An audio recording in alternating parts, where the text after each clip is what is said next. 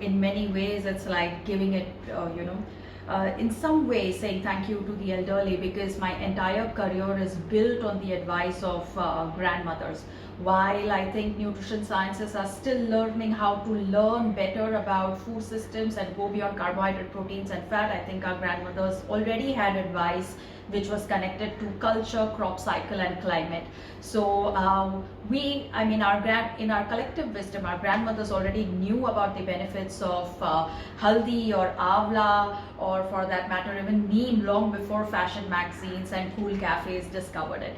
So what can we specifically do for the elderly at this time? I think given all the comorbidities that they are facing, I have like 5 superfoods which belong to, which are native to India, which they will find in their kitchens right now, because we really have this huge diversity of making nutritious dishes out of so many non-perishables like millets and dals and pulses.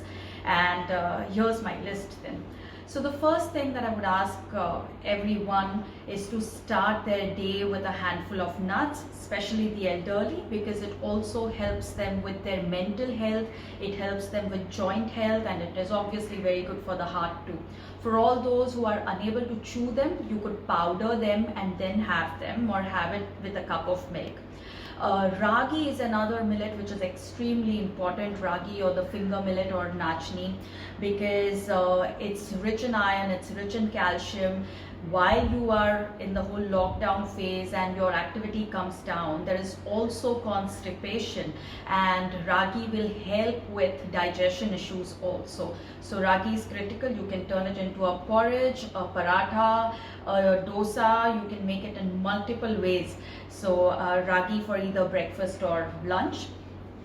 The third thing that's important for the elderly to eat is a fresh fruit. So depending on the region that they belong to, either the melons which are in season right now, the banana, or even the mango, for those of you who have access to it. And because there isn't a better source of antioxidants than a fresh fruit. It is also cooling in nature, and we have heat right now, so that would be a good option. The fourth thing would be dal khichdi for dinner. We all know now, I think the weight loss industry knows now, that the superfood is not some smoothie, it's khichdi. And khichdi with ghee, good to sleep well, easy to digest. But just one request to all the people who are watching: don't eat your dinner to the TV. Finish eating your dinner and then you can watch TV or be on WhatsApp. And lastly, a cup of haldi and milk at bedtime, especially for all those elderly who are suffering from poor sleep, especially during lockdown, or who are needing to wake up often to go and use the loo.